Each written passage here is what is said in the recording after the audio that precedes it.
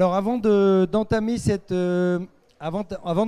deuxième table ronde, je voudrais commencer par quelques remerciements. On va commencer tout d'abord évidemment par nos hôtes, la Fondation de Chabannes, et particulièrement Catherine Volpillac-Auger, qui est la secrétaire générale de la Fondation et qui nous fait le plaisir de participer très activement à la réussite de cette édition 2022. Au-delà de Catherine, toute la Fondation, présidée par José de Filis et sa directrice Isabelle Auberson, ce sont aussi les formidables relations qu'on entretient avec la Fondation qui permettent que cet événement ait lieu au château.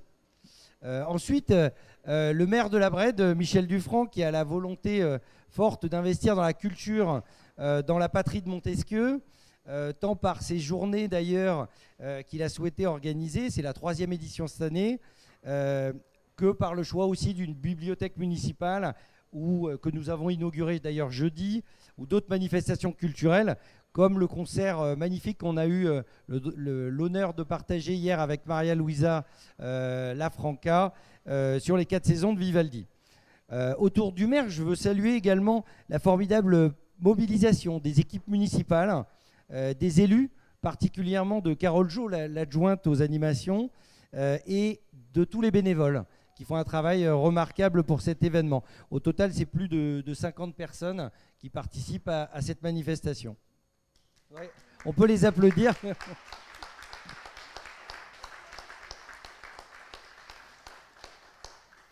Alors, merci, c'est gentil Brigitte. Alors, on va remercier également, parce que ça, c'est très important dans la volonté qu'on a eue d'en faire un événement familial. Merci aux gens qui ont participé, aux associations qui ont participé aux animations.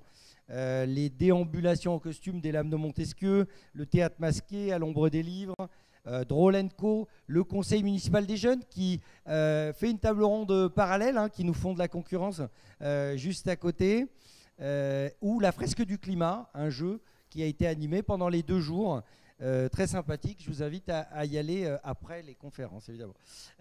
Merci profondément, évidemment, à Corinne Lepage, qui a accepté d'être notre marraine 2022, qui devait être avec nous, mais qui a eu un contretemps ce matin, donc qui malheureusement nous a quittés ce matin en train. Son engagement politique et écologique, connu de tous, résonnait pour nous comme une évidence pour être la marraine sur ce sujet de l'homme et le climat. Je veux remercier également Christophe Lucet qui a animé brillamment hier les tables rondes de la première journée et la participation de TV7 et Sud-Ouest également dans la communication. Enfin, pour les remerciements, merci à tous nos partenaires et mécènes, Aki Télé, JLG Événements, Pétuo Conseil et Q Énergie. Évidemment, je finis par l'ensemble de nos intervenants qui ont animé et animent encore cet après-midi les débats, que sont Catherine Volpillac-Auger. On peut les applaudir peut-être à l'annonce de leur nom. Catherine Volpillac-Auger, Céline Spector, Jean-Pierre Poussou, Magali Reguetzazit, Catherine Larère, Éric Trelu, Christian Depertuis, Alain Wang, Catherine Vitol de Venden et Raimondo Caggiano de Azevedo. Et évidemment, j'en garde 2 pour la fin qui sont Bettina Laville et Philippe Dessertine, qui ont participé énormément au fait d'avoir des tables rondes vraiment passionnantes et étoffées en termes de personnalité. Et je veux rajouter un dernier mot parce que c'est assez exceptionnel à la Brède. L'ensemble des intervenants vient gracieusement. Donc ça a souligné. Et même ceux qui viennent, comme Betty Lanaville, et qui ont une inondation le matin, partent quand même de Paris un peu plus tard pour nous rejoindre. Alors, on va rentrer dans la table ronde sur le contexte économique. Je vais vous présenter tous les 2. Alors, je vais commencer par Philippe Dessertine. Alors, Philippe Dessertine, vous êtes économiste, professeur à la Sorbonne, directeur de l'Institut des hautes finances. Et tout récemment, vous avez pris la présidence du comité 21 à la suite de Bettina Laville. Vous êtes conférencier, qui reste évidemment présidente d'honneur. Vous êtes conférencier, vous intervenez très régulièrement évidemment dans les médias, notamment dans l'émission C'est dans l'air. Vous avez publié de nombreux ouvrages. On pourra citer notamment Le Grand Basculement, paru en 2021, qui a eu un grand succès chez Robert Laffont. Un ouvrage collectif aussi en 2020 oui, sur les impacts du changement climatique. Alors c'est un ouvrage en anglais, je fais une traduction peut-être un peu sommaire, mais les impacts du changement climatique, la dégradation environnementale et les inégalités sociales sur les marchés financiers. Et en 2020, vous avez publié La Grande Transformation, un rapport du comité prospectif du comité 21. Christian Depertuis, merci d'être là aussi, vous venez d'arriver. Vous êtes économiste, professeur à l'université Paris-Dauphine et fondateur de la chaire Économie du climat. Vous avez été président du comité pour la fiscalité écologique, dont les propositions ont abouti à l'introduction d'une taxe carbone dans la fiscalité française. Et vous avez publié de nombreux livres sur la question climatique. Et cette année, on peut citer Climat 30 mots pour comprendre et agir, aux éditions de Bock, une édition belge. Alors, on l'a vu, le réchauffement climatique a des impacts sur de nombreux sujets, comme nous l'évoquons depuis le début de ces tables rondes. Alors, la première question va être très simple. En matière économique, Philippe de Sertine, comment se traduisent-ils ? En matière économique, lorsqu'on parle du réchauffement climatique, évidemment, on parle d'abord de perte de croissance, de perte financière et, je dirais, de difficultés de plus en plus grandes, notamment pour l'humanité la plus pauvre, pour continuer à avoir son niveau de vie qui était le sien et espérer améliorer son niveau de vie. Je crois que vraiment, par rapport d'ailleurs à la discussion que nous avons eue tout à l'heure, on doit rappeler qu'aujourd'hui, nous avons parmi les victimes économiques du réchauffement climatique, d'abord évidemment les populations les plus exposées, les plus fragiles, que ce soit dans les pays les plus riches ou que ce soit à l'échelle planétaire. Je pense que ça, évidemment, c'est un élément qu'on doit avoir sans cesse à l'esprit parce que cela peut créer, et on l'a évoqué à plusieurs reprises, vous avez utilisé tout à l'heure l'image, ou plus que l'image de la bombe atomique, des désordres géopolitiques extrêmement importants, désordres géopolitiques d'autant moins contrôlables qu'ils proviendront de la population en souffrance avant même que provenir des gouvernements. Et souvent, on a des chefs d'État qui, dans les grandes assemblées internationales, rappellent qu'ils ne savent pas comment réagira leur population lorsqu'elle va subir de plus en plus l'impact du réchauffement climatique, alors qu'elle est déjà dans une situation, on va dire, défavorisée par rapport au reste du monde. Donc ça, c'est évidemment le constat fondamental.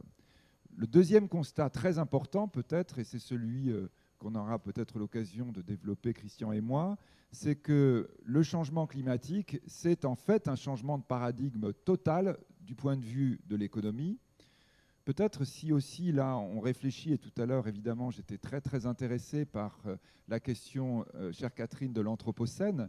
Je crois que lorsque l'on part de l'idée que l'homme est responsable, au moins en partie, de la modification, je dirais, des événements, et en particulier des événements climatiques, il faut aller plus loin. L'un des problèmes majeurs, peut-être le problème majeur, et que le modèle économique qui est le nôtre aujourd'hui est inadapté à une humanité de 8 milliards d'humains. Et il le sera encore plus si cette humanité passe à 9, 10, 11, et il l'était déjà à une humanité de 7, 6, 5 milliards. Donc ça veut dire quoi? Ça veut dire que le dérèglement climatique nous pose une question absolument cruciale. Si nous voulons sortir par le haut, et l'idée, on l'a bien compris cet après-midi, c'est de parler des solutions, c'est assez simple. C'est qu'il faut juste qu'on change de modèle économique. Et là, lorsqu'on le dit de façon aussi forte et rapide, au fond, on a la solution et on a bien sûr aussi la montagne devant nous. Changer de modèle économique dans l'histoire, ça n'arrive pas si souvent. Changer de modèle économique, ça ne veut pas dire aménager, ça ne veut pas dire avoir une transition, ça veut dire vraiment une transformation radicale de la manière dont nos sociétés économiquement vont fonctionner et dont économiquement nous allons les représenter. Nous sommes dans un modèle ancien, nous sommes dans le rétroviseur avec une représentation de la création de richesse qui est aujourd'hui obsolète. Le problème, c'est qu'on y est encore, où on va dire l'intérêt, c'est de voir comment déjà nous sommes en train de changer. Et ça, évidemment, cet événement de changement très très profond à l'échelle historique, il a commencé, il s'accélère singulièrement depuis 3 ans. Et 3 ans, ce n'est pas forcément que des événements climatiques, c'est, si on va vite, Covid, le confinement, la croissance énorme post-confinement et maintenant la guerre.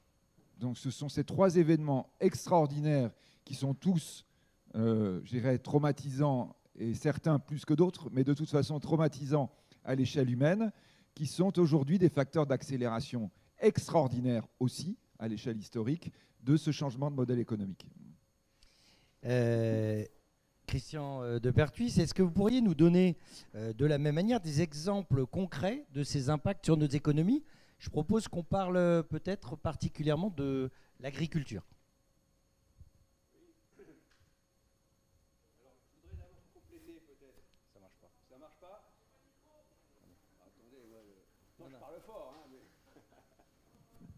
Oui, ah ben je ne l'avais pas branché, vous savez, les économistes et la technologie, ça fait deux. Bon. Ça dépend.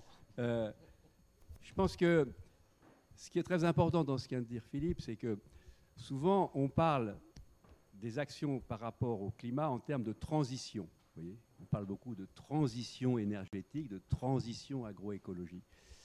Et le terme de transition est extrêmement ambigu parce que quand vous regardez un dictionnaire, des transitions, c'est des sommes d'ajustement un peu à la marge d'un système. Alors que là, je trouve le terme de transformation est assez bon. C'est effectivement une transformation majeure du fonctionnement de l'économie qu'il faut faire, qui a déjà commencé, et qui a 2 grandes jambes.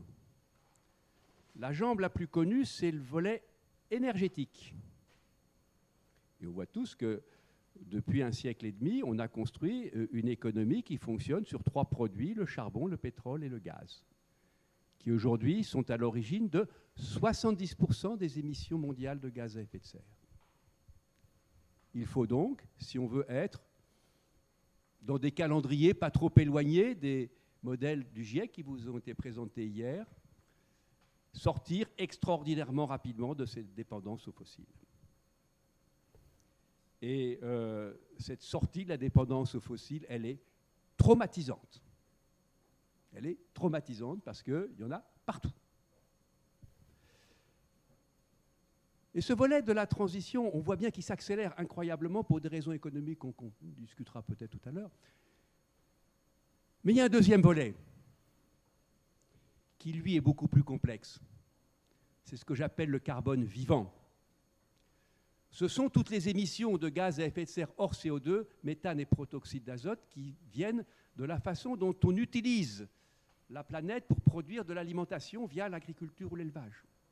Plus l'affaiblissement de ce qu'on appelle les puits de carbone, la capacité de la végétation, des sols, à absorber le CO2 qui est dans l'atmosphère. Cette deuxième transformation, qu'on va appeler, pour faire simple, l'agroécologie, mais c'est plus large que l'agroécologie, c'est le réinvestissement dans la diversité du vivant. Là, je pense qu'on n'est pas du tout aussi avancé que sur la transition énergétique, et c'est beaucoup plus complexe, parce qu'on est sur le vivant. Et ça met en lien notre rapport au vivant, et je trouve que la table ronde qui a précédé était extrêmement intéressante. Alors, ce préalable étant fait, je vais peut-être quand même répondre à la question qui m'a posée sur l'agriculture. Bon, évidemment, dans le Bordelais, c'est extrêmement facile de répondre à cette question, puisque vous savez que dans les ouvrages d'Emmanuel Leroy-Ladurie, qui a écrit un ouvrage sur l'histoire du climat depuis l'an 1000, l'un des marqueurs du réchauffement climatique, c'est les dates de vendange. Et ce marqueur, il fonctionne dans les 2 sens. Et bon, en venant, vous avez eu la gentillesse de venir me chercher à la gare Bordeaux-Saint-Jean. Il y avait évidemment un chauffeur qui connaissait les vendanges. Vous savez à quelle date on vendange cette année dans le Bordelais. Donc ça vous montre quelque chose qui est l'effet des moyennes. le réchauffement climatique bouscule les conditions de production agricole car il change les moyennes de deux grandes variables climatiques que sont la température moyenne et les précipitations. Et donc ceci est un véritable bouleversement, avec beaucoup d'effets traumatisants, parfois quelques effets collatéraux bénéficiaires. Et ça va en gros repousser un certain nombre de productions agricoles vers le nord. Mais ce que je voudrais dire, c'est que si on ne regarde que les moyennes, on ne voit pas grand-chose. Si vous êtes agriculteur, ce qui compte, ce n'est pas la moyenne de la pluviométrie, hein, c'est le moment où il pleut. Et puis, c'est tous les aléas, l'incertitude.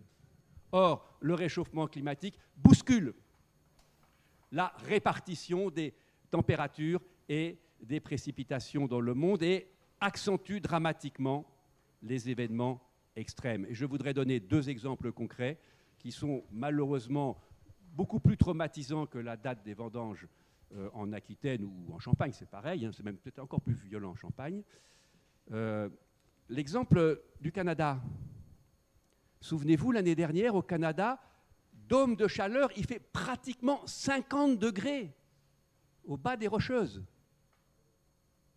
La perte de production de blé au Canada, l'année dernière, est à l'origine de la remontée du prix des matières premières bien avant la guerre d'Ukraine, et c'est un montant équivalent à la perte des exportations ukrainiennes de grains avant qu'on ne remette en route les ports à Odessa. Donc vous voyez l'ampleur d'un choc comme ça. Deuxième exemple. Cet été, nous avons tous été traumatisés, et particulièrement ceux d'entre nous qui sommes de cette région, par les vagues de chaleur et les incendies. Mais si nous étions au Pakistan, nous serions dans un système où le dérèglement des moussons, qui est aggravé par le réchauffement climatique, produit un impact monstrueux, à commencer par la capacité de production agricole de cette année. Donc vous voyez que ces impacts que Philippe a décrits sur le plan global, on peut les décliner par secteur, et probablement l'un des secteurs où c'est le plus violent, c'est les systèmes agricoles et alimentaires, c'est la résilience de ces systèmes, c'est la sécurité alimentaire de demain. Et nous savons que les impacts du réchauffement climatique vont se durcir pendant au moins 2 à 3 décennies, quelle que soit l'efficacité de nos actions pour baisser les émissions. Alors, autre question, est-ce qu'on peut imaginer, ou en tout cas est-ce qu'il y a une corrélation entre élévation de la température et la baisse du PIB? Donc, question, en fait, qui peut nous amener assez rapidement sur baisse du PIB, décroissance. Exactement. Hein, donc là, je dirais peut-être d'ailleurs, on aura l'occasion de revenir, parce qu'il se trouve effectivement que moi aussi, la question agricole, là, vous avez quand même une vraie bonne organisation de ce colloque, puisque effectivement, moi j'ai fondé une chaire à la Sorbonne qui s'appelle Finagri, financement de l'agriculture, depuis 8 ans. Et ça, c'est aussi un aspect qui va être très important quand on va regarder le PIB. Parce que cette année, on a vu quoi? On a vu que du point de vue du PIB mondial, la création de richesse, l'agriculture, c'est 5%. C'est pas beaucoup. Sauf qu'on s'est rendu compte que si jamais vous ne pouvez pas manger, en fait, il n'y a plus de PIB du tout. C'est intéressant quand même de dire ça ne vaut pas grand-chose, mais sauf que s'il n'y en a pas, il n'y a plus rien. Donc ça nous a rappelé un tout petit peu l'importance, je dirais, de la question agricole, et éventuellement ce que vient de souligner Christian en disant attention, si on ne peut plus produire parce qu'on a réchauffement climatique, tout le reste qui est très très important pour l'humanité, de toute façon, on oublie, hein, puisque quand vous ne mangez pas, vous êtes mort, donc on ne va pas plus loin. Donc là, à mon avis, oui, évidemment, il y a quelque chose de très intéressant. Précisément quand on dit ça, vous voyez, dans la côté relatif du PIB, en disant 5% du PIB, oui, mais s'il n'est pas là, il n'y a plus de PIB du tout. Donc en fait, sa valeur est probablement peut-être un peu plus forte, ou doit être considérée comme différente de ce que l'on pouvait considérer comme jusqu'à maintenant. C'est-à-dire finalement, c'est un PIB accessoire. On peut vraiment regarder ça comme étant la dernière roue du carrosse.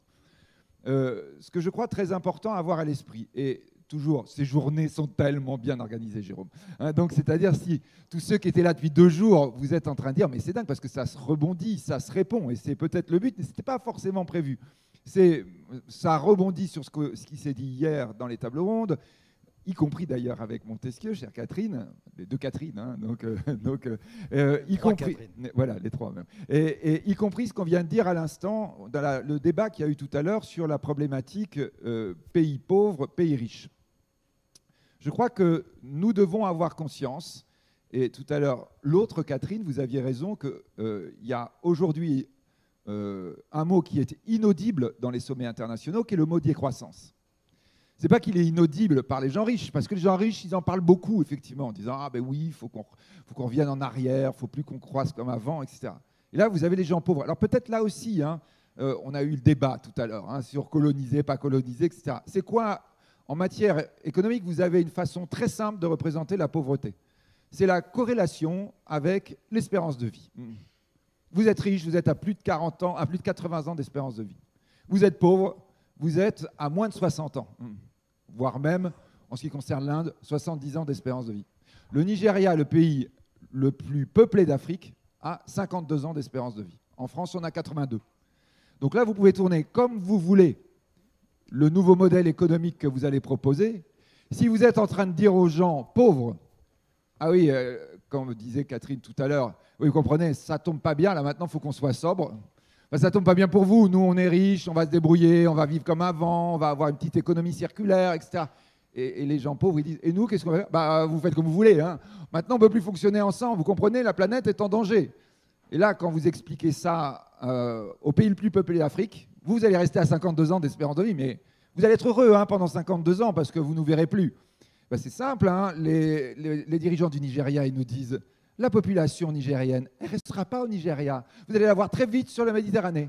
Là, vous allez avoir cette espèce de peur qu'on a derrière aujourd'hui la problématique politique, en disant, oh là, les migrants, c'est quoi les migrants? Ah oui, les migrants, c'est ça. C'est ça, c'est-à-dire le fait que d'un point de vue économique, vous ne donnez plus d'espoir aux gens. Les gens, quand vous leur dites, on va aller vers quelque chose de mieux, ils ne vont pas migrer, parce qu'ils préfèrent rester chez eux. Mais si vous leur dites, ça y est, c'est fini maintenant, hein, vous allez rester à 52 ans si tout va bien, eh bien, ils ne vont pas rester chez eux. Donc, je crois qu'on doit bien avoir l'idée, quand on est en train de parler de PIB, décroissance, c'est audible ou pas? Ce n'est pas audible dans les pays pauvres. Juste, je rappelle quand même, hein, dans la dernière COP26, sous contrôle de Bettina, qui a été dans toutes les COP et les connaît bien, qu'on a eu quand même un débat incroyable dans la COP26 sur 100 milliards de dollars payés par les pays riches.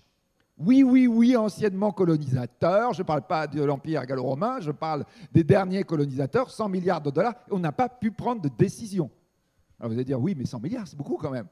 Je vous rappelle juste que les pays riches, c'est simple, hein, vous regardez avec l'espérance de vie la plus longue, ont créé en 2 ans de confinement et post-confinement 50 000 milliards de dettes.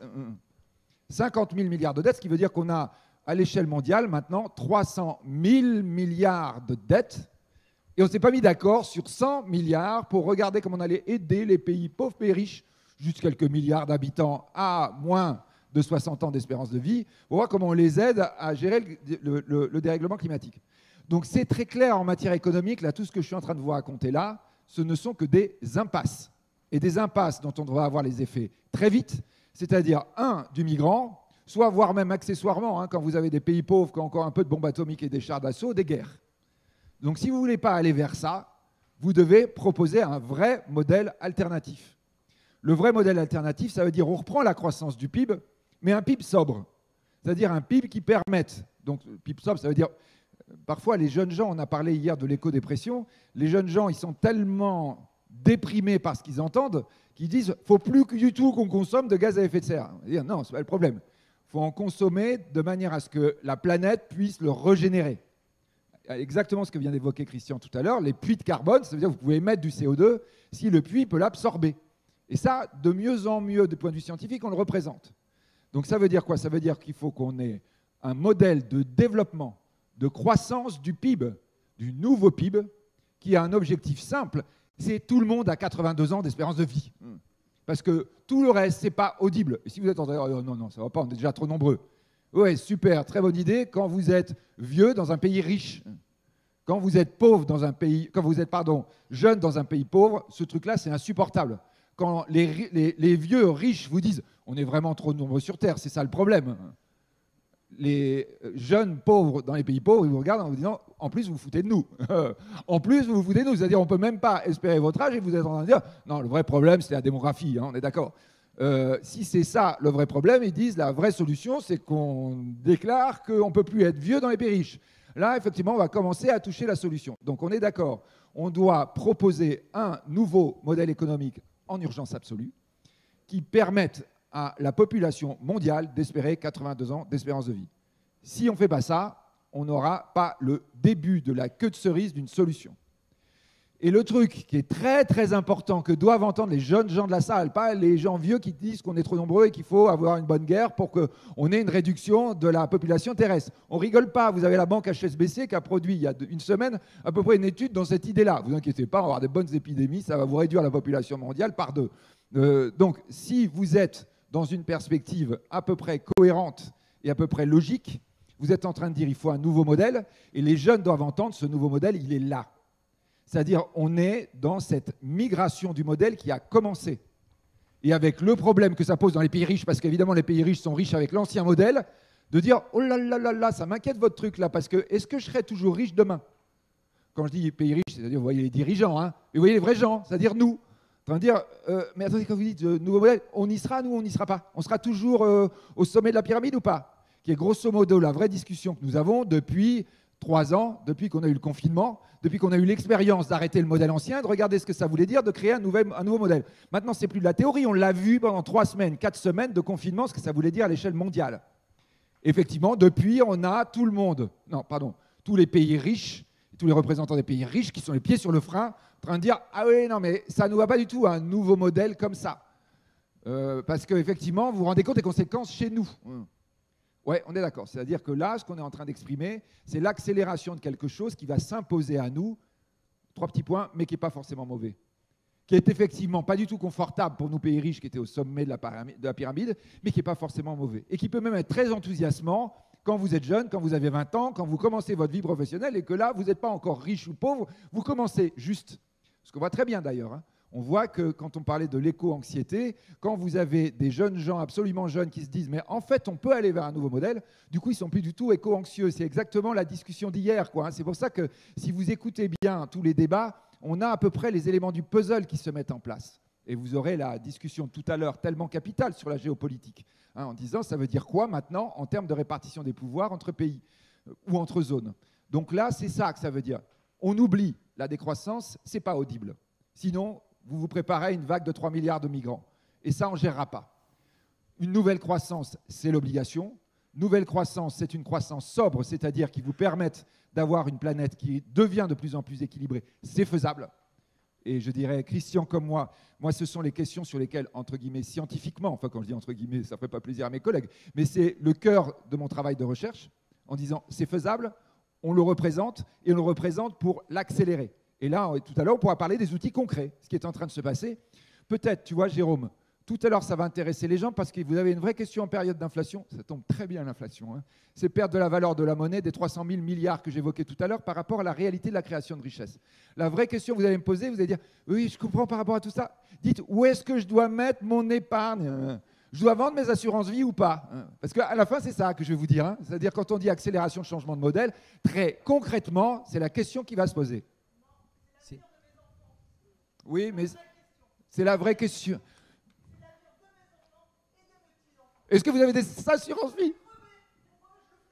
Vous êtes un petit peu éco-déprimé, madame, je suis d'accord avec vous. Entièrement d'accord.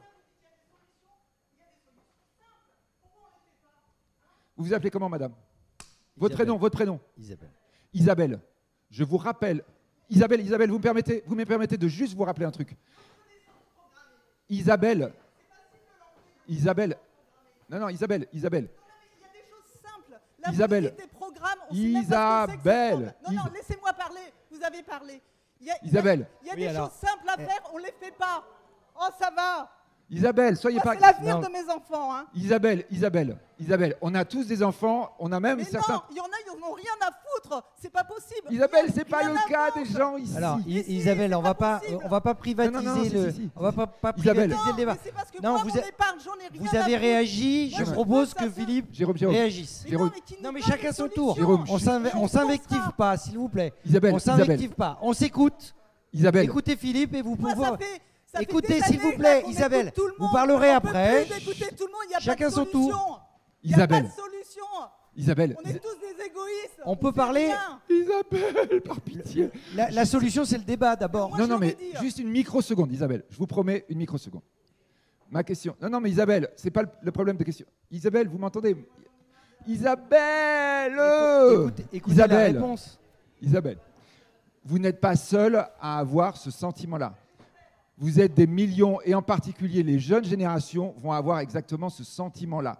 Quand je vous dis ce que vous êtes en termes de représentation, c'est très important, c'est exactement ce qu'on a dit hier. C'est un sentiment, on appelle ça éco-dépression, mais c'est le fait de dire « Putain, mais j'en ai marre qu'on me parle et qu'on a l'impression qu'on n'avance pas ». Juste Isabelle, ce que je viens de dire, là, on est en train de mettre en place le truc sur la question économique. La seule chose que je veux vous dire, c'est que vous voyez, quand vous me dites obsolescence programmée, etc., c'est un élément.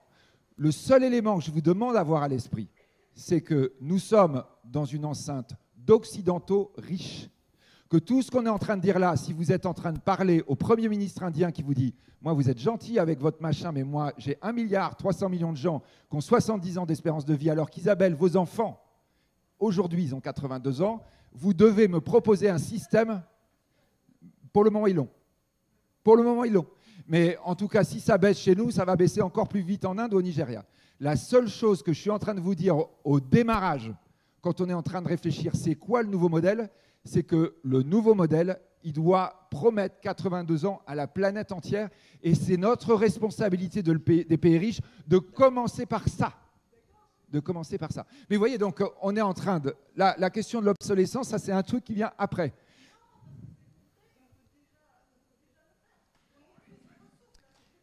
Alors, on fait toute une série.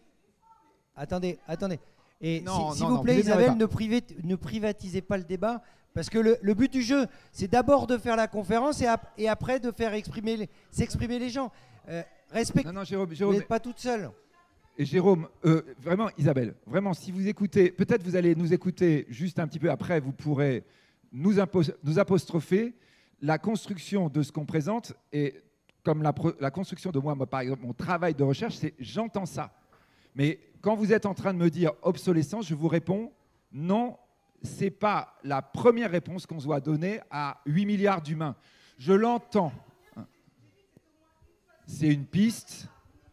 C'est une piste, on est d'accord? Non, c'est une piste pour nous occidentaux.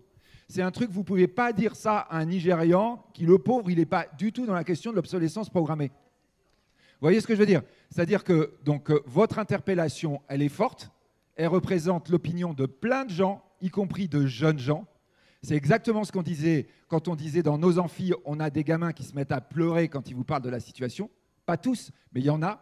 Et ce que vous avez, comme quand vous êtes en train de me parler de vos enfants, vos petits-enfants, moi je l'entends parfaitement. Là, on pose le truc en vous disant, au départ, quand on va réfléchir, c'est réfléchir à proposer au monde entier et surtout aux pays les plus pauvres, un modèle qui nous permette de continuer à espérer en un avenir pour nos enfants, 82 ans d'espérance de vie. C'est simple, mais c'est fort. Et pas que nous, pays riches. Donc c'est juste ça qu'on était en train de dire. Après, je vous assure que sur l'aspect proposition, mais vous voyez la façon dont on va traduire l'obsolescence programmée, qui est un élément parmi plein d'autres, on va avoir aujourd'hui des moyens économiques de le représenter. Mais ça, si vous permettez, on va y venir. On continue. Moi, je vous propose... Attendez, sur la même question. Ouais, soyez respectueuse. Non, pas de violence. Non, soyez pas respectueuse violent. du débat. Mais vous êtes... Écoutez, on va vous sortir. On est d'accord. Ça n'a aucun sens. On est d'accord. Alors, je suis entièrement d'accord. Si vous voulez Entièrement faire l'honneur d'écouter Christian de Pertuis, qui peut avoir aussi son interprétation sur l'échange que vous avez eu.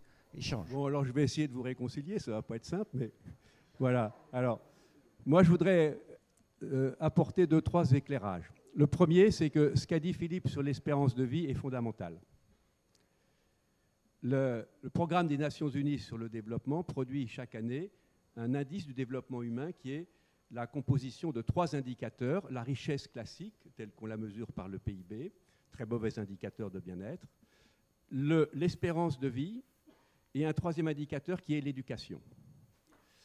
Cet indicateur, pour la 2e année consécutive, est en baisse en 2021, dernière année connue dans le monde, et on efface à peu près tous les progrès qu'on a fait depuis, je me souviens plus exactement, mais depuis 7 ou 8 ans. Voilà. Bon. Ça, c'est essentiel.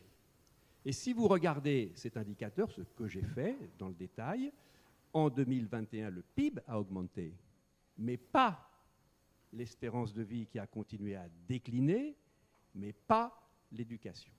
Donc, ça veut dire quoi? Ça veut dire que le modèle économique vers lequel il faut aller, au nom du réchauffement climatique, mais au nom aussi d'autres risques, effectivement, n'est plus le modèle dans lequel on est depuis de très longues années en termes d'accroissement du pays. Ce que vous dites, madame, sur l'obsolescence programmée est évidemment un élément extrêmement important que moi je vais rattacher à la question du consumérisme. Ça veut dire quoi le consumérisme? Ça veut dire que nous sommes, nous autres Aquitains, ou moi je ne suis pas Aquitain, je suis en région parisienne, on va dire, habitants des pays. Oui, je suis Aquitain de cœur puisque ma femme, j'ai épousé une Bordelaise, vous voyez, hein, quand même. Bon, voilà. Et en plus, ça, c'est un truc choisi. Je ne suis pas né. Hein, je ne vais pas été la chercher, celle qui est montée à Paris. Bon, je ne suis pas là pour vous raconter ma vie. Hein, bon. Donc, si vous voulez, la question qui est absolument essentielle, c'est que nous sommes dans un modèle économique qui entretient la surconsommation énergétique, la surconsommation abominable de cet instrument-là, avec l'information qui circule dans tous les sens, hein, nos enfants maintenant qui passent, je ne sais pas comment. Donc il faut sortir, nous, de ce système. Au même moment, vous avez à peu près 850 millions de personnes qui, dans le monde, souffrent de la faim. Et vous en avez 1,3 milliard qui n'ont pas accès à l'électricité. Donc c'est cette double équation qu'il faut résoudre. Il se trouve que dans ma carrière professionnelle, j'ai travaillé 4 ans en Afrique. Je peux vous assurer que ce que dit Philippe s'observe tous les jours. Si vous commencez à dire à vos collègues africains, que ce soit des universitaires ou autres, il faut viser la décroissance, tout simplement, vous n'allez pas être compris. Donc voilà, si vous voulez, les données du problème. Alors, est-ce que l'action face au réchauffement climatique est quelque chose qu'on peut construire en allant dans la bonne direction? Moi, je pense que oui, pour 2 raisons que je vais expliciter.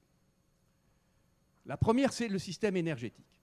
Philippe l'a dit remarquablement sur l'alimentation, mais je dis la même chose sur l'énergie. Hein, l'énergie, ça représente, grosso modo, si vous êtes un pays consommateur d'énergie comme le nôtre, 3 ou 4% du PIB, un peu plus en ce moment avec les prix qu'ils ont, ils empochent plein d'argent. Bon, hein, mais le problème, c'est que s'il n'y a plus d'énergie, il n'y a plus de PIB du tout. C'est comme pour... Bon. Donc, la question de la transformation du modèle énergétique, elle est majeure. Quel est notre problème à nous?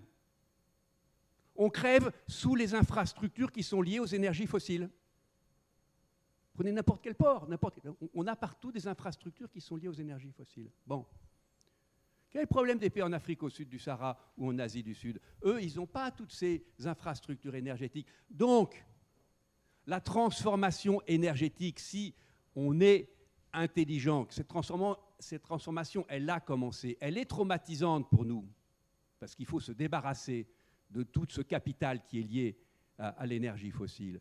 Mais si vous êtes en Afrique, au sud du Sahara ou en Asie du Sud, il n'y a pas toutes ces infrastructures. Et donc, il y a possibilité de faire ce qu'on appelle en économie un saut de mouton, hein, de sauter au-dessus de l'étape fossile et aller directement vers les énergies renouvelables, les énergies décarbonées. Et on voit cette dynamique dans un grand nombre de situations en Afrique ou au sud du Sahara où les progrès d'électrification sont nuls depuis l'indépendance, car on reproduit notre modèle, en gros. Alors, il est encore plus aberrant, le modèle français, où on distribue de façon centralisée de l'électricité au profit de modèles beaucoup plus décentralisés à partir. Ça, c'est quelque chose d'extrêmement important, parce que, en même temps que nous, on va se désintoxiquer de notre surconsommation, on va trouver de nouveaux leviers pour créer un nouveau développement dans les pays du Sud. Le deuxième volet, si j'ai encore le temps, hein, bon. Mais tu me dis si je suis trop long. Le problème des profs, c'est qu'ils sont souvent trop longs. Bon. Mais quand on a les étudiants, ils sont obligés. Ils ne peuvent pas s'en aller. Si vous voulez. Bon. Voilà. Mais vous aussi, vous restez, donc ça veut dire peut-être que vous avez un peu d'intérêt à la chose. Le deuxième point, c'est la question du lien entre le réchauffement climatique, la perte de la biodiversité, la production agricole et alimentaire. Ça, c'est 25% de l'enjeu en termes d'émissions nettes. C'est quoi les émissions nettes? C'est les émissions brutes que nous envoyons dans l'atmosphère, moins la capacité du milieu naturel à absorber les gaz à effet de serre en fin de vie. Cette deuxième transformation, elle est beaucoup plus complexe, je l'ai dit tout à l'heure, parce que, tout simplement, on est sur du vivant. Et ce qui va fonctionner pour, je ne sais pas moi, il n'y a pas beaucoup d'éleveurs aussi, mais il y a quand même un peu d'animaux encore. Pour un éleveur pyrénéen, par exemple, pas très loin d'ici, hein, va pas du tout fonctionner dans le Jura. Et puis les contraintes sont très différentes. Et puis la question des cultures est très importante. Les techniques agricoles et alimentaires sont liées aux cultures, aux représentations, notamment des peuples autochtones. Bon, donc ça, ce deuxième volet, il est fondamental.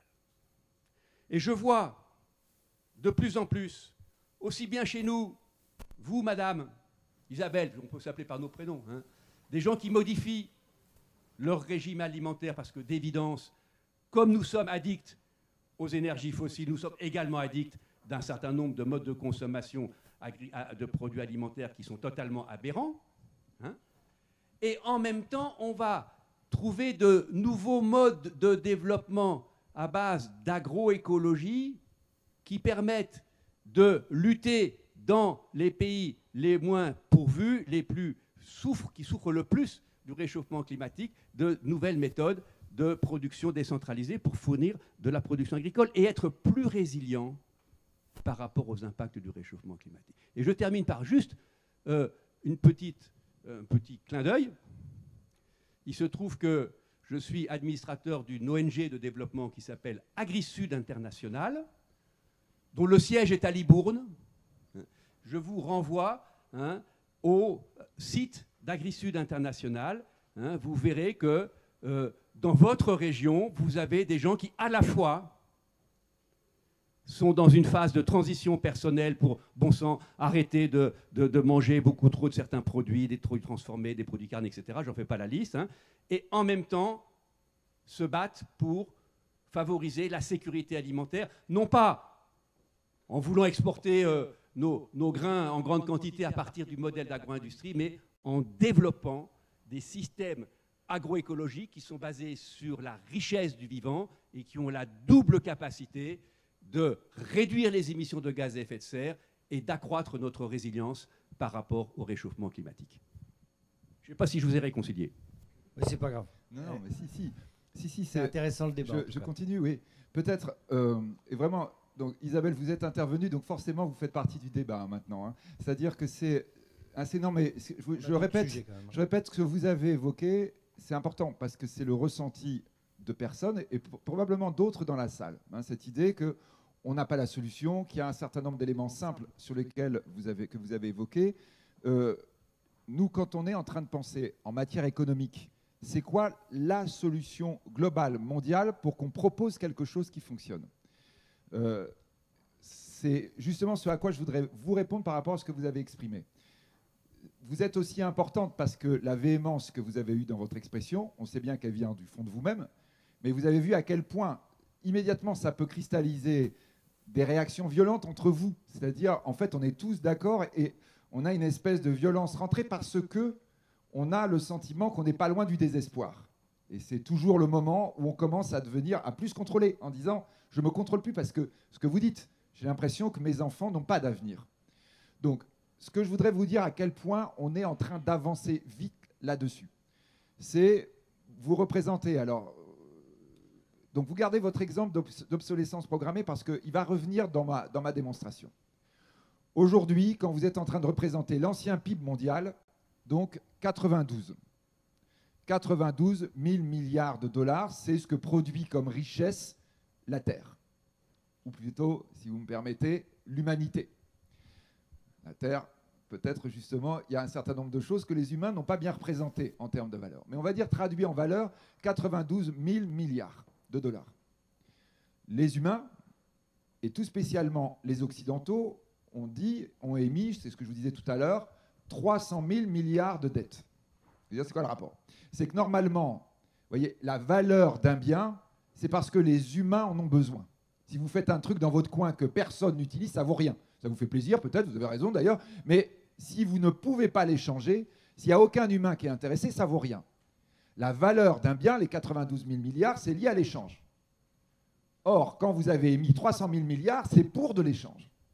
Donc on a un énorme problème de décalage actuellement, créé par l'Occident, accéléré par Covid, donc accéléré ces dernières années, en disant on a émis 300 alors qu'on a 92 de valeur réelle. En clair, on a 208 000 milliards d'argent qui tournent avec rien en face. Alors, du point de vue économique, ça a quoi comme type de conséquence? C'est que les 208 qui tournent, ils créent de la bulle, créent de la spéculation. C'est-à-dire qu'ils vont tous sur le même actif, voire même on invente des actifs qui ne représentent rien. Donc les NFT, par exemple, vous voyez, les non-fungible tokens, c'est rien. Mais sauf que tous les gens qui n'ont pas de valeur en face, ils viennent sur ce truc-là. Donc on dit, bah, sa valeur augmente. C'est-à-dire, vous voyez, ça absorbe la monnaie, il n'y a rien en face. Ça, c'est ce sentiment de désespoir que vous pouvez avoir en disant, c'est ça l'avancée moderne. En réalité, quand vous êtes en train de parler du dérèglement climatique et de la solution qu'on va envisager, c'est de dire, et si en fait c'est 208 000 milliards de dollars qui sont prêts à trouver de la valeur, si on les poussait vers quelque chose qui n'est pas représenté dans le PIB à l'ancienne. Donc en clair, si je prends votre exemple, obsolescence programmée, ça c'était dans le PIB d'avant, vous dites mais c'est du faux PIB.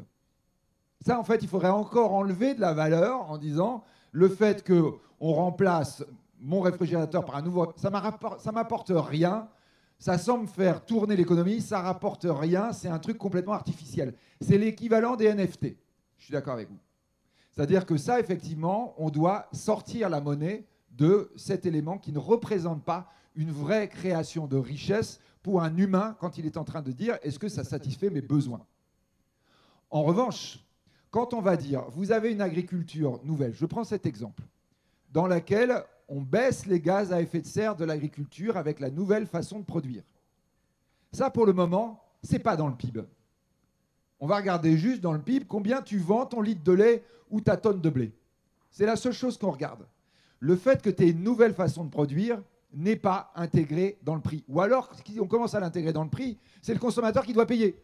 Ce qui est quand même extrêmement compliqué, parce que ça veut dire alors que le consommateur, il faut lui envoyer l'argent pour qu'il puisse consommer un truc qui est meilleur. Donc ça, c'est super dangereux.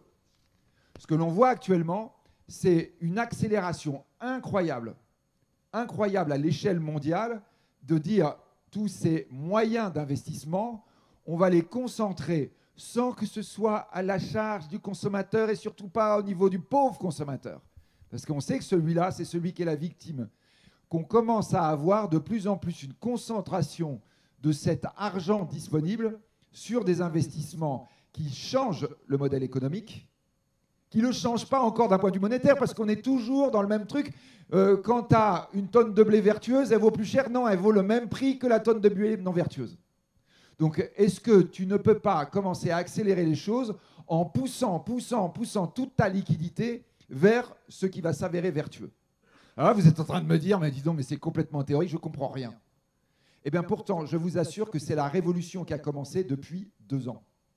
C'est ce qu'on appelle, effectivement, la représentation de l'impact. C'est-à-dire, nous n'avons pas encore, dans nos réflexes traditionnels économiques, représenté ce que veut dire améliorer le fonctionnement humain du point de vue planétaire. C'est-à-dire, quand on dit l'agriculture, c'est 5% du PIB, c'est 20% des gaz à effet de serre.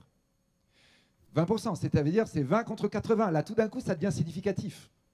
Si je travaille sur la réduction des gaz à effet de serre agricoles, en fait, je suis en train d'améliorer à hauteur de 20% le modèle final qui est un modèle tenable. C'est énorme.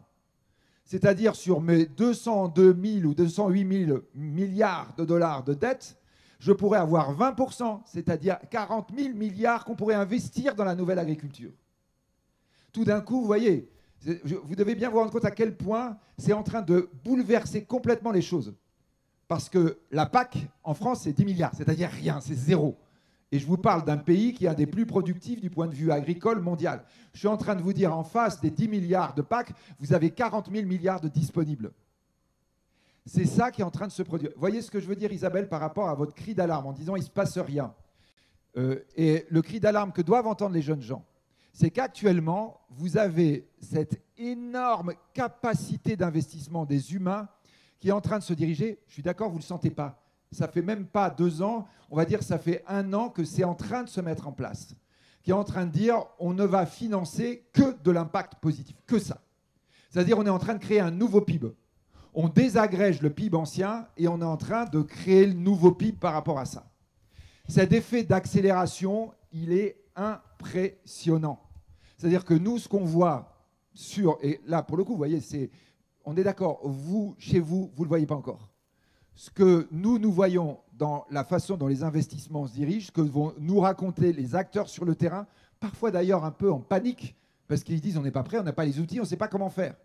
C'est que, vous voyez, si je vous le dis très clairement, et peut-être ça va parler aux acteurs économiques qui sentent ça sur le terrain et qui le considèrent plus comme une contrainte comme autre chose, c'est l'indicateur extra-financier qui devient déterminant dans l'investissement. Et ça fait 6 mois que les gens le voient. C'est-à-dire que vous allez voir une banque en disant « Est-ce que vous voulez investir dans mon projet ?» Avant, vous lui disiez « Regardez mon business plan ». Maintenant, elle dit « Non, mais je m'en fous de votre business plan. C'est quoi votre volet extra-financier? C'est quoi la preuve que vous avez que vous êtes en train d'améliorer le système ?» La preuve, mais en fait, tu rigoles, j'ai rempli le truc, le document. Ah oui, je suis désolé. Je ne peux pas mettre d'argent, j'ai plus le droit. C'est-à-dire, c'est là ce qui est en train de se produire. Et là, vous allez avoir la même chose sur les communes. Vous allez avoir la même chose sur les régions. Vous allez avoir la même chose sur les petites entreprises et grandes entreprises. Ça fait 6 mois que ça a commencé. C'est une espèce de glissement incroyable qu'on n'a jamais vu dans l'histoire économique et encore moins dans l'histoire financière. C'est-à-dire en disant, tu n'as pas le choix, mon coco. Tu dois me démontrer que tu es en train d'améliorer les choses. C'est pour ça que je crois, voyez, alors vous allez me dire, c'est pas encore gagné, il y a plein de trucs réticents, mais dedans, l'obsolescence, c'est un tout petit bout. C'est un tout petit bout parce que c'est de la destruction de valeur d'avant. Alors que ce sur quoi on se concentre à fond, c'est sur la création de valeurs nouvelles. C'est-à-dire, vous voyez, sur l'agriculture qui émet plus de gaz à effet de serre, là, on dit, tu te rends compte, on arrive à 20% des gaz à effet de serre mondiaux. Là, c'est un machin, il faut y aller à fond les ballons. Alors, on est d'accord hein, que l'agriculture d'avant qui consomme du gaz à effet de serre, il faut l'abandonner. Mais la logique dans laquelle on est de plus en plus, c'est en train de dire, au lieu d'être sur le truc négatif, et vous voyez, depuis le départ, depuis hier, on est sur les alarmes. Votre cri d'alarme, c'est en disant, vous vous rendez compte de ce qui se passe du point de vue négatif, et vous avez raison. Moi, ce que je suis en train de vous raconter, c'est le début de l'humanité qui est en train de changer. Que pour le moment, vous ne percevez pas parce que ça se passe à des niveaux super techniques, économiques, monétaires et financiers. Je vous dis, moi, mon boulot d'universitaire, c'est travailler là-dessus. C'est en disant, on voit une espèce d'accélération démentielle, ce dont a besoin, et là, voyez ça, c'est pour ça qu'on boucle avec les débats d'hier, ce dont vous avez besoin quand vous êtes en train d'orienter votre capacité d'investissement, c'est une preuve scientifique que ça améliore le modèle. Et pas un truc de dire, je crois que c'est mieux. Il me semble que c'est mieux la non-obsolescence. C'est de dire, OK, je veux avoir des scientifiques, c'est-à-dire des gens qui ne sont pas rémunérés pour ça, qui vont me donner un indicateur scientifique que ça améliore le modèle. Si c'est le cas, je mets 40 000 milliards. C'est ça l'enjeu depuis 6 mois.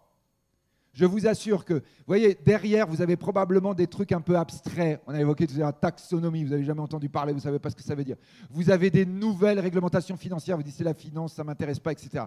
En réalité, vous avez cette espèce de mise en ordre de bataille de l'humanité en disant comment on concentre tous nos efforts, pas 20%, 30%, 40%, comme on a pu le dire jusqu'il y a 2 ans, jusqu'avant confinement. Maintenant, c'est 100% qui est dirigé que pour ça. Et c'est pour ça, évidemment, que là, quand vous avez ce problème énergétique européen, on est en train de dire « Ah oui, mais on relance les centrales à charbon, parce qu'on n'a pas le choix, il faut avoir de l'électricité cet hiver. » Là, vous êtes en train de dire « Oh, oh, attention là, là, si tu me fais le calcul, logiquement, ça n'a plus de valeur. C'est même une valeur négative. » C'est-à-dire, on va te dire « Ok, mais là, tu es en vraie régression. » C'est-à-dire, la nouvelle récession, c'est ça. On est dans ce changement de mode de calcul. Vraiment, vous voyez, si je dois conclure, je suis désolé, je suis super long, Jérôme, hein, mais si vous devez avoir l'idée, on est en train de vivre à échelle 50 ce que nos anciens ont vécu. Quand vous me direz que ce n'était pas forcément un plus, mais c'est pour représenter quand on passe du cheval à l'automobile. C'est-à-dire, quand on passe du cheval à l'automobile, il a fallu représenter aux gens que l'automobile, c'était un changement de modèle complet. Et donc, ce qu'on a fait à l'époque, on leur a dit, tu vois, une automobile, c'est 2 chevaux. Ah, 2 chevaux. Ce n'était pas la puissance, hein, c'était la valeur. C'est leur dire, on est en train de faire migrer la valeur depuis le truc qui était avant la représentation de richesse. Combien tu as de chevaux? Maintenant, la même chose, mais dans un autre machin complètement différent qui s'appelle l'auto. Ce que nous sommes en train de vivre depuis 6 mois, 8 mois, c'est commencer à nous habituer. On avait les chevaux avant, le PIB d'avant, qui consommait du gaz, qui produisait du gaz à effet de serre, et on n'en veut plus du tout. On est en train de passer au nouveau modèle. Alors on tâtonne, hein, parce que les bagnoles, on se trompait beaucoup au départ. Une nouvelle technologie dans laquelle la valeur est en train de migrer. Et vous voyez, si Isabelle, je voudrais que vous ayez confiance en sortant d'ici, c'est en train de dire, je ne le sens pas encore, tant que je ne le sens pas, j'y crois pas, tant que je n'ai pas l'impression qu'il y a un vrai changement, j'y crois pas, je vous l'accorde. Nous, notre boulot d'universitaire, c'est travailler là-dessus, c'est-à-dire, c'est regarder comment on le fait, comment on le voit se mettre en place en disant, à un moment donné, vous allez voir, ça va sentir. C'est exactement comme aujourd'hui, vous avez des scientifiques qui vous disent, je vous assure qu'on est en train d'avancer sur le traitement du cancer. Et si vous êtes en train de me dire, j'ai ma maman ou j'ai mon frère qui est en train de mourir du cancer, t'es gentil, mais je ne le crois pas, ou en tout cas, pour le moment, ce n'est pas sensible. C'est la même chose. En matière scientifique, nous, on travaille là-dessus en vous disant, c'est impressionnant ce qui se passe. Et je vous assure que c'est en train de se produire. Alors, il nous reste 25 minutes. On va enchaîner avec Christian sur une question. À la suite des accords de Paris, l'objectif de neutralité climat, ça s'impose comme un objectif de long terme. Qu'est-ce que cela implique en termes de transformation des structures économiques? Alors, précisément, pour essayer de raccorder les accords de Paris avec ce que vient de dire Philippe, dans les accords de Paris, il y a un truc assez important qui s'appelle la réorientation des flux financiers. Et la réorientation des flux financiers, ça consiste effectivement à dire que ce n'est pas par des ajustements à la marge qu'on va faire la transition. S'il vous plaît, s'il vous plaît. C'est par un réinvestissement massif dans des investissements différents sur ce qui émet le plus de gaz à effet de serre ou ce qui fragilise le plus nos sociétés par rapport au réchauffement climatique, à savoir le système énergétique et le système agroalimentaire. Donc on revient sur la même chose. Bon, j'apporterai une petite nuance, si je puis me permettre, par rapport à ce que dit Philippe, qui dit que depuis 6 mois, tout a changé. Bon, moi, je considère que le changement, il a commencé avant, il y a 6 mois, hein. Quand même, hein, en Europe, si vous regardez les émissions de gaz à effet de serre en Europe, entre 2005 et 2021, ça a baissé de moins 25%. Bon, on ne peut pas dire, ce n'est pas assez, mais il y a des choses qui ont démarré et personnellement, j'accorderais une importance moindre à ce que Philippe appelle l'impact investment, c'est-à-dire les changements de règles dans la finance, et notamment dans la finance occidentale, et j'apporterai plus d'importance à des évolutions économiques ou réglementaires. Mais après, c'est un débat d'experts. Là où je pense que ce qui est important, c'est que le mouvement, il a commencé. Par contre, 3 points. 1, ce mouvement, il n'est pas assez rapide. Il n'est pas assez rapide parce que le GIEC, dans ses rapports successifs, et le 6e rapport du GIEC qui est en cours de finalisation, nous montre clairement qu'on est très en retard par rapport au scénario qui nous donne 2 chances sur 3 de limiter le réchauffement climatique à 1,5 degré d'ici la fin du siècle. Et tous les travaux du GIEC, Et derrière les travaux du GIEC, tous les travaux des climatologues nous montrent combien les impacts du dérèglement climatique s'aggravent à partir du 1,5 degré. Et parfois, les gens disent, regardez, le dernier rapport du GIEC dit que le réchauffement climatique va plus vite. Non, ce n'est pas vrai. Le dernier rapport du GIEC, il nous montre que le premier rapport du GIEC, 1990, les premières projections du GIEC, elles se sont parfaitement vérifiées depuis 40 ans. Mais ce qu'on sait de plus en plus grâce aux travaux des scientifiques, c'est qu'un climat à 1,5 degré, c'est beaucoup plus traumatisant pour nos sociétés que ce qu'on pensait. Pour la raison que j'ai dit tout à l'heure sur l'agriculture, c'est que le réchauffement climatique, ce n'est pas uniquement le changement des moyennes, c'est le changement de la distribution des températures, de la distribution de la pluviométrie et l'aggravation des événements extrêmes. Sécheresse, incendie en Aquitaine, un peu traumatisant pour nous. Inondation au Pakistan, dramatique. Vous voyez ? Et ça, on sait que ça va s'amplifier pendant les... Voilà. Donc, pour moi, c'est ça qui est important. Oui. Alors, le rythme du changement, il faut l'accélérer. Et là, les économistes ne sont pas tous d'accord entre eux sur ce qu'il faut faire, et je ne vais surtout pas rentrer dans un débat d'économistes avec Philippe maintenant. 2. Sur l'énergie. On a maintenant les clés techniques. Parce que le coût de production de l'énergie renouvelable, le coût de stockage de l'électricité, le coût de transport de l'électricité, de gestion intelligente, s'est effondré durant les 20 dernières années. Et aujourd'hui, on perd de l'argent de plus en plus lorsqu'on investit dans l'énergie fossile.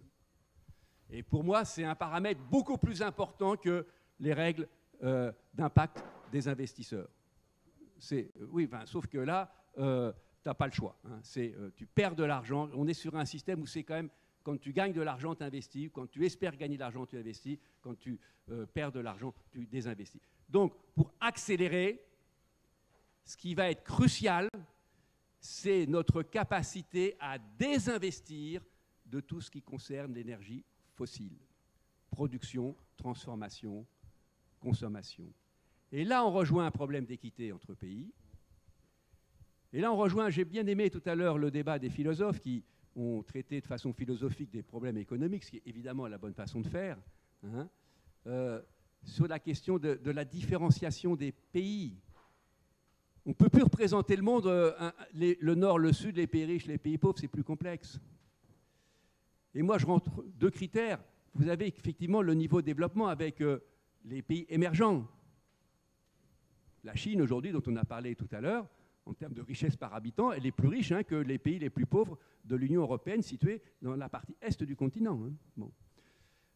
Mais vous avez un deuxième paramètre très important, qui est le niveau de la dépendance du pays par rapport à la production et à l'exportation d'énergie fossile. C'est-à-dire que si vous voulez faire transiter... Moi, j'ai travaillé pendant 4 ans dans un pays en voie de développement qui est fortement producteur et exportateur d'énergie fossile. Là, c'est traumatisant, la transition, hein, parce qu'il va falloir... Et ce n'est pas 100 milliards qu'il faut envoyer, c'est beaucoup plus, le 100 milliards. C'est ridiculement faible.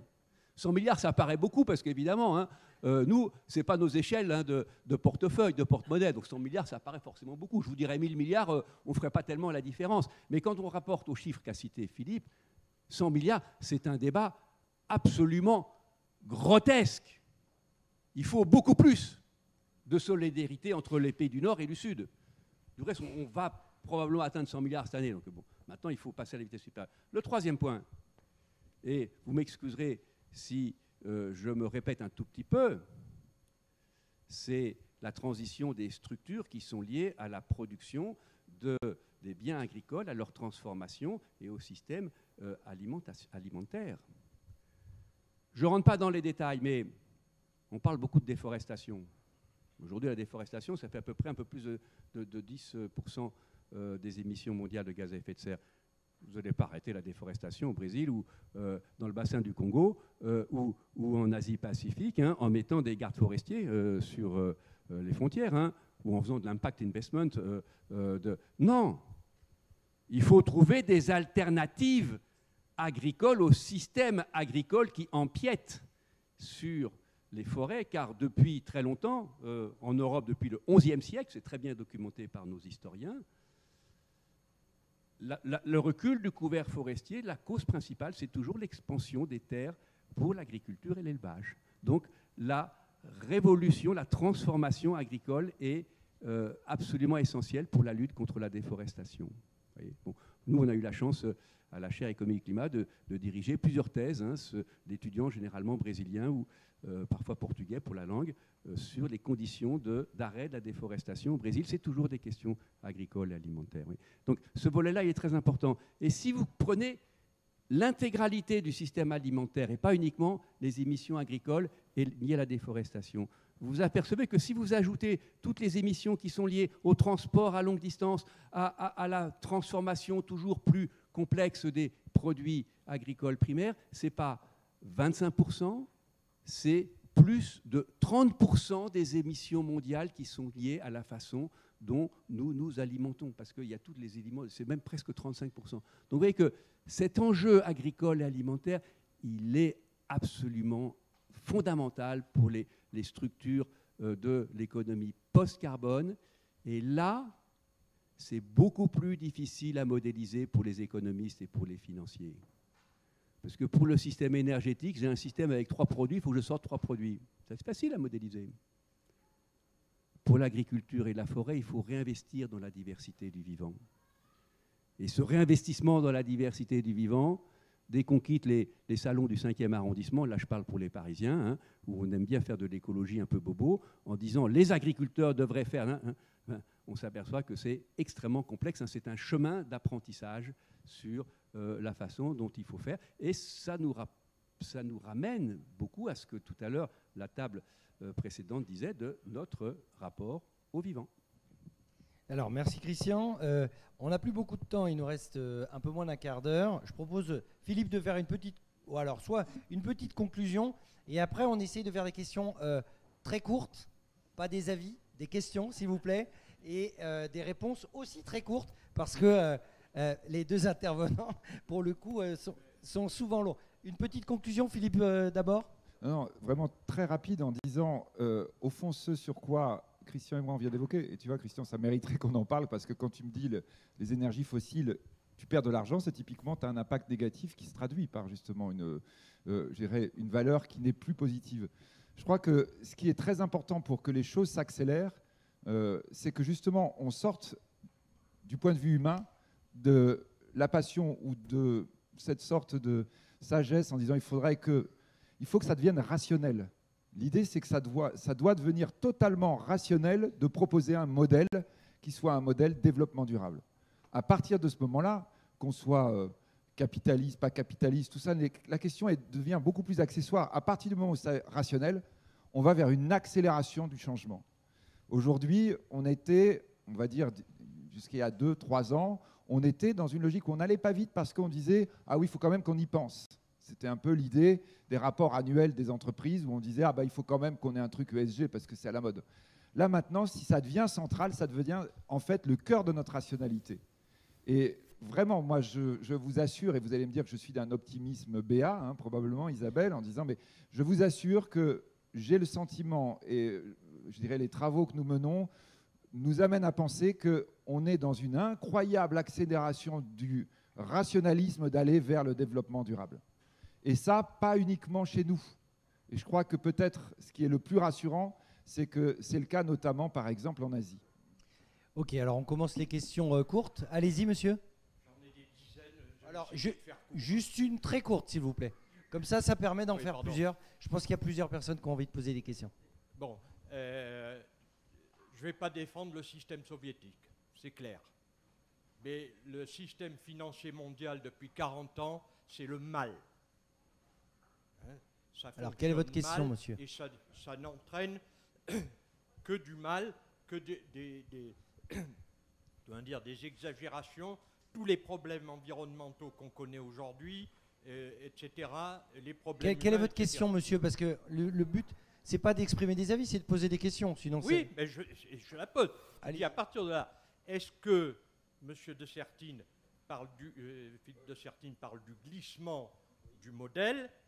Est-ce qu'un système qui a dysfonctionné totalement pendant 40 ans peut s'auto-transformer? Très bonne question. Personnellement, je n'y crois pas. Mais c'est une très bonne question, par C'est contre. quoi votre prénom? C'est quoi votre prénom? Michel. Michel. Donc, vous voyez, bon, après, Christian, tu vas peut-être dire que tu es complètement en désaccord avec moi. Mais moi, voyez, mon opinion fondamentale, et je vous dis, c'est pour ça que ça rebondit sur la discussion tout à l'heure, c'est que le système financier, en réalité, pour moi, surtout vous vous énervez pas, hein, je vais vous dire, est secondaire. La problématique majeure provient des pays riches, qui deviennent de moins en moins riches parce que, on va dire, nous sommes dans un grand changement mondial où la richesse aujourd'hui, vous voyez, quand objectivement on regarde, elle est produite davantage en Asie qu'en Occident. C'est jamais arrivé dans l'histoire, l'Occident n'est plus la zone de création de richesse. Pour moi, en fait, la vraie explication qui se traduit par une émission de monnaie complètement folle, etc., et donc ces questions financières que vous évoquez, c'est en réalité un mouvement historique qu'on a de façon cyclique, c'est-à-dire le fait que l'Occident est en déclin, a vécu un âge d'or très long, que les États-Unis sont en déclin, ils étaient leaders mondiaux, ils le sont encore un peu, ils sont peu à peu en train de se trouver supplantés par l'Asie et par la Chine, probablement pas très longtemps la Chine, peut-être l'Inde qui arrivera, peu importe du point de vue de l'histoire quand on se projettera dans le futur, mais vous voyez, je pense que c'est là-dessus qu'on doit se concentrer.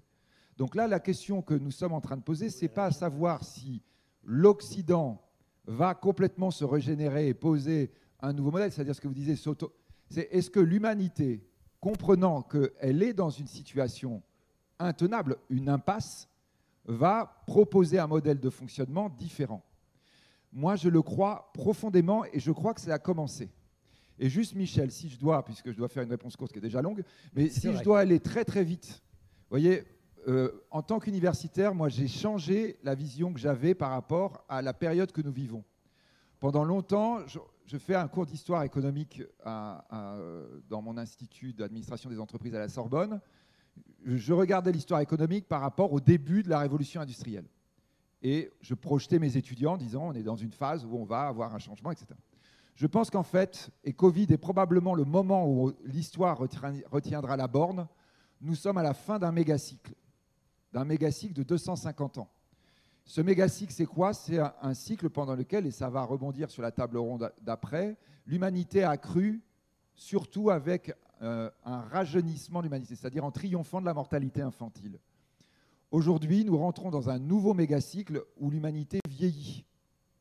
L'humanité vieillit, elle doit inventer un modèle économique différent et donc doit penser, on va dire, l'utilisation de l'énergie, l'émission de gaz à effet de serre, à partir de cette logique différente. Est-ce que vous pensez que l'humanité va savoir inventer cette nouvelle façon de produire de la richesse? J'en suis absolument et intimement convaincu. Et je crois que ça a commencé. Et vous voyez, je crois que le problème qu'on a dans la queue de comète, quand vous dites la finance, c'est en fait la queue de comète du système de développement d'un mégacycle de 250 ans. On est encore en économie industrielle alors qu'en fait, l'humanité est en train de changer des besoins et des réponses qu'elle doit y apporter. Merci. Et ça, vous voyez, c'est ce recul qu'on doit avoir sur l'humanité qui nous permettra d'avoir une réponse, je l'espère, qui vous convaincra un tout petit peu. Merci Philippe. On va prendre une autre question là-bas, effectivement. Oui, monsieur. Une question très terre à terre qui concerne la PAC par rapport justement à ce que vous racontez, qui est très enthousiasmant et je suis ravi d'avoir écouté ça. Mais j'aimerais savoir comment vous voyez un peu l'évolution de la PAC, notamment les résistances de la France sur une évolution, disons, justement, d'une agriculture qui soit résiliente. Merci. Je vais faire répondre Christian, peut-être. Oui, je voudrais juste réagir à ce que vient de dire Philippe. Je vais répondre à votre question dans un instant. Hein. Mais court. Non, tout simplement, c'est pas vrai que l'Occident était plus riche que l'Asie en 1820. En 1820, l'Asie était plus riche que l'Occident et la Chine était plus riche que l'Europe. Et il s'est passé un truc incroyable hein, qu'on a appelé la guerre de l'opium et on a détruit totalement la structure économique et politique de la Chine. Et donc, ce qu'on vit depuis 30 ans, on a l'impression que ça sort de nulle part, ce truc. Hein, moi, je ne sais pas si vous êtes allé en Chine, mais c'est incroyable. Hein. En fait, c'est une espèce de balancier. C'est une espèce de balancier d'histoire. Bon, voilà. Bon, je partage avec Philippe l'idée qu'on est déjà entré dans un champ nouveau d'économie, de structure économique. Mais comme vous, monsieur, je ne crois pas que la finance va s'auto-changer. Mais contrairement à vous, je ne pense pas que la finance est responsable de tous nos maux depuis 30 ans. Je pense que la finance est assez largement... Oui, oui, mais écoutez, vous pouvez lever la main, mais je pense que la finance est... Attendez, parce qu'il y avait une question, on va respecter la question de monsieur après. Est-ce que je peux terminer? Je pense que la finance est assez largement le reflet de l'économie réelle. Et il se trouve que j'ai travaillé pendant 10 ans à peu près à mi-temps dans un opérateur financier un peu particulier qui s'appelle la Caisse des dépôts, donc qui faisait de la finance avec le... Et j'ai toujours pensé, en voyant vraiment fonctionner la finance, qu'il y avait une façon un petit peu facile de tout mettre sur le dos de la finance. Les financiers sont assez fortement le reflet des arbitrages de la société. Sur la PAC, monsieur, il ne vous a pas échappé que la PAC est en train de changer, que la France fait beaucoup de résistance. Il se trouve que j'ai aussi travaillé dans mon jeune âge dans le secteur agricole, je fais ma thèse d'État même sur l'agroalimentaire. Bon. Ce que je crois, c'est que on ne peut pas, et ça rejoint ce qui a été dit tout à l'heure par Catherine Lalumière, on ne peut pas comprendre ce qui se passe sur le terrain en écoutant les appareils nationaux, et notamment la représentation nationale par un syndicat dominant. Je pense qu'il y a énormément d'innovations sur le terrain qui montrent qu'on a déjà engagé une transformation dans nombre de systèmes agricoles et alimentaires. En revanche, on voit bien que la France est encore agrippée à tout ce qui peut freiner cette transformation de la PAC.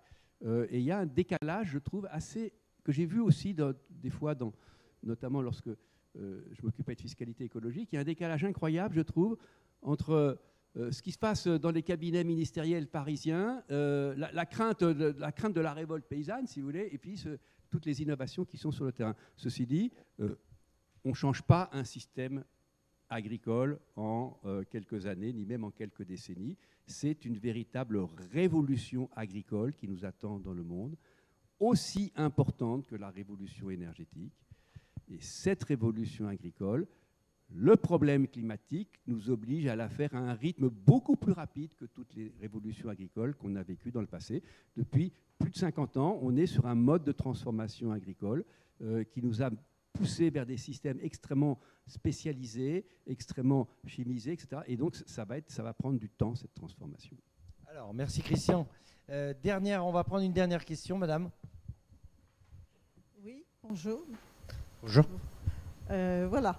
Je sais que la Terre a basculé de quelques degrés avec Fukushima. Je pense que le dérèglement climatique a certainement quelques liens avec ça. Ensuite de ça, je veux rassurer madame, parce que moi j'ai mes petits-enfants qui sont des savants, qui viennent d'avoir des prix de l'Académie des sciences pour les jeunes, et qui sont justement en train de travailler sur ce dont vous venez de parler. Je ne peux pas trop en dire parce qu'il est aux États-Unis, il y en a un qui est aux États-Unis. Quelle est votre question, madame? Rapprochez le micro. Oui, excusez-moi. Oui, j'en ai un qui est aux États-Unis et qui doit partir au mois d'avril et qui travaille justement sur ces points très très importants pour l'agriculture. Quelle est la question que vous vouliez poser? Je posais la question de savoir si le changement de degré de la Terre à la suite de Fukushima avait une influence sur le changement du temps. Voilà. Ouais. Il y a quelqu'un qui a la réponse? Donc, personnellement, je ne sais pas, donc je ne peux pas vous répondre. Non, moi je pense que l'accident de Fukushima n'a pas réchauffé le climat. Hein. Non, madame. Non, c'est parfaitement documenté. Hein. C'est parfaitement documenté. L'accident de Fukushima n'est pas un accident qui est lié au réchauffement climatique, c'est un accident qui est lié... Comment ? Le réchauffement climatique, madame, est dû à l'augmentation de la concentration des gaz à effet de serre dans l'atmosphère. Et un accident comme celui de Fukushima ou comme celui qui malheureusement pourrait se produire en Europe, en Ukraine à l'heure actuelle, a un impact local très important, mais ne modifie pas l'évolution du système climatique à moyen et long terme. Alors merci Christian, merci Philippe.